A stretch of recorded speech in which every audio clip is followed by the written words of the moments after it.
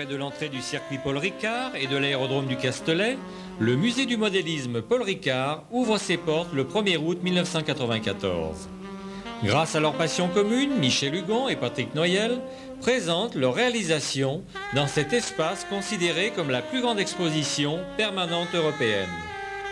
Ils décident aussi de contacter d'autres maquettistes à exposer leurs œuvres.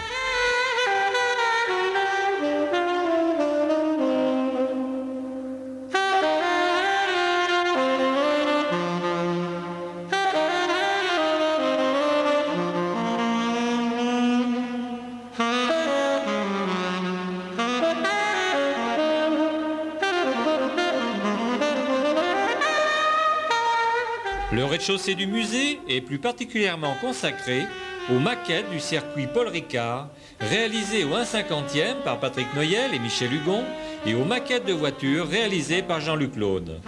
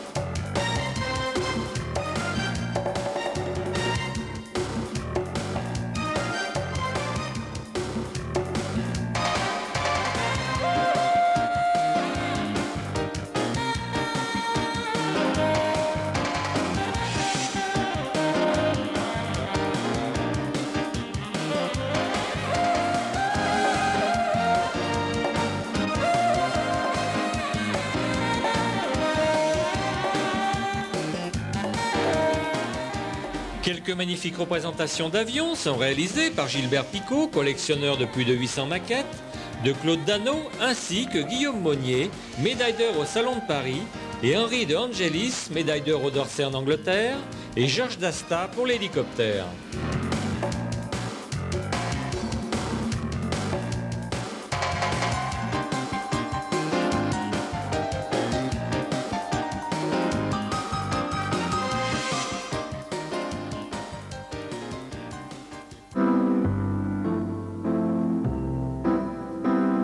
Quelques tableaux évoquent le débarquement, ainsi que des scènes montrant la vie primitive sur notre bonne vieille terre.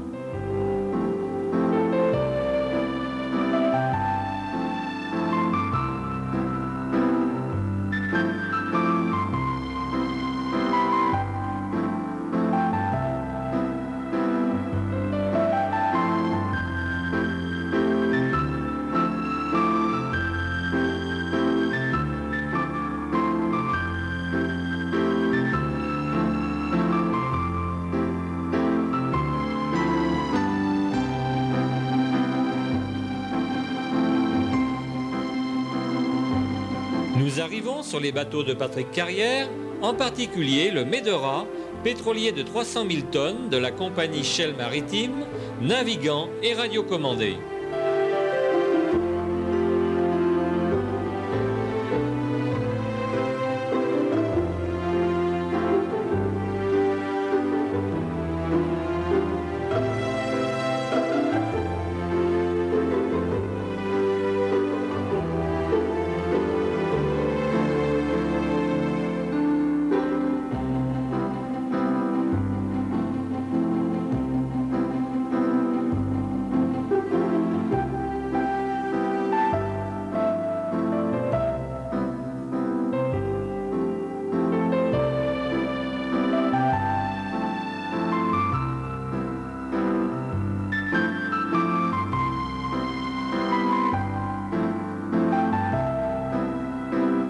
Le premier étage du musée nous emmène dans ce monde merveilleux du réseau ferroviaire.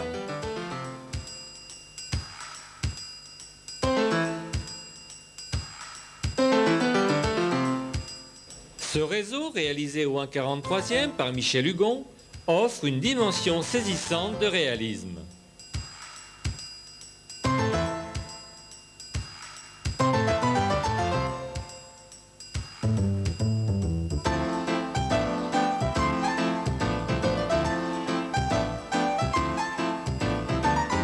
Retraçant la ligne Aubagne-Carnoul, il mesure 26 mètres de long sur 6 mètres de large et comprend 190 mètres de rails et aiguillages divers. Réalisé en 3 ans, seule la voie ferrée vient du commerce.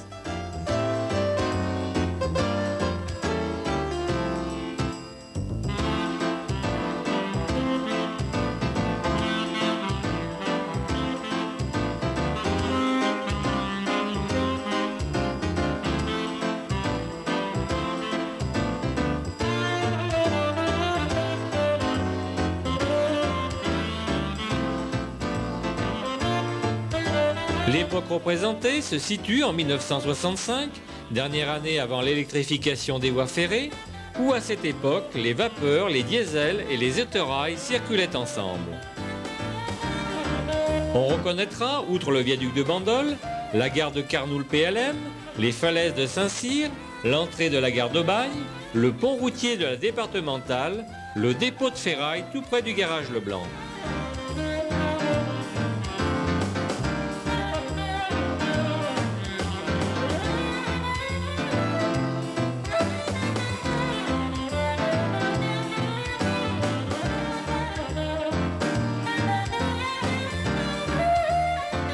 Pièce maîtresse de ce réseau, le viaduc de Bandol, il est en plâtre et entièrement sculpté à la main. Il pèse 150 kg et est strictement à l'échelle 1/43e.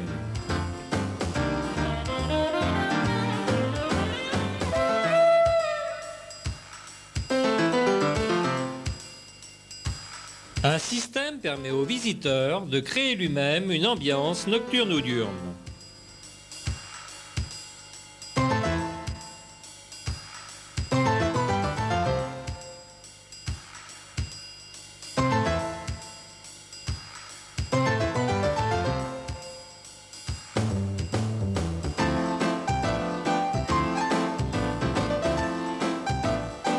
Le réseau ferroviaire de Patrick Noyel a été primé dans toute l'Europe. Il est réalisé au 1/87e et mesure 23 mètres de long. Il comporte 100 mètres de voies ferrées et tous les bâtiments et accessoires sont faits main.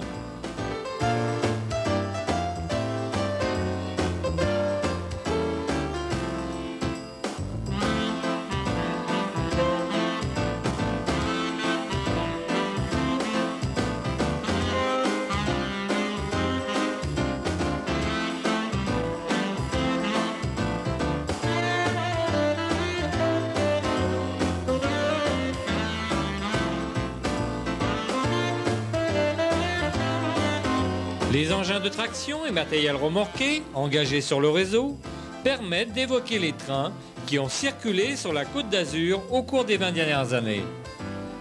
La cohabitation avec les locomotives à vapeur stationnées au dépôt est justifiée par les machines réelles préservées pour les trains spéciaux. Conservation, réparation des locomotives. L'exemple de Miramas n'est pas loin. On peut voir un mas provençal, la préparation des locomotives au dépôt, un accident sur la route départementale et la gare PLM de Yerles-les-Palmiers.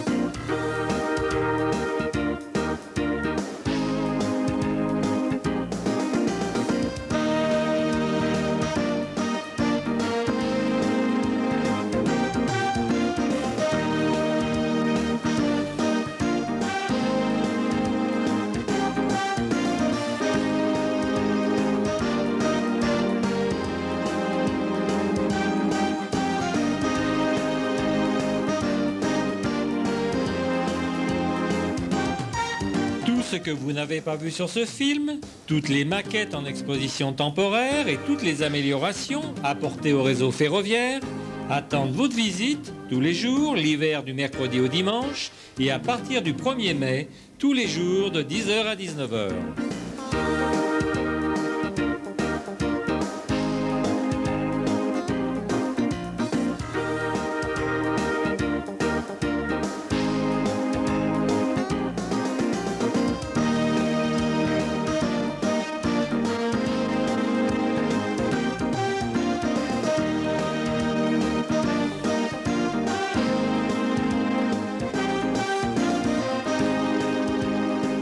Depuis 1 an et demi, au circuit du Castellet, il existe le musée européen de la miniature, en ce qui concerne les trains, les voitures ou encore les avions.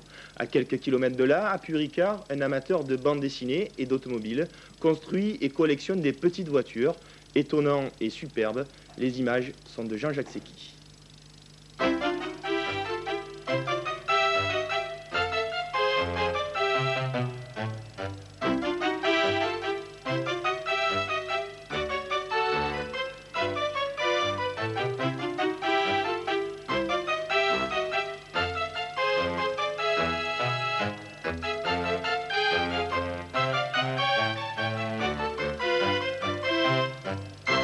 Ferrari, mais aussi la Renault 5 Turbo du Monte Carlo 1981, la Toyota du Tour de Corse 92, les Alpines, les Gordini, les Harley Davidson ou motos de Grand Prix, des garages d'époque, le fanat du sport automobile a dû bien se frotter les yeux pour réaliser et savourer ce plus grand musée européen de la miniature, où il ne faut pas oublier les avions de chasse et les navires de guerre.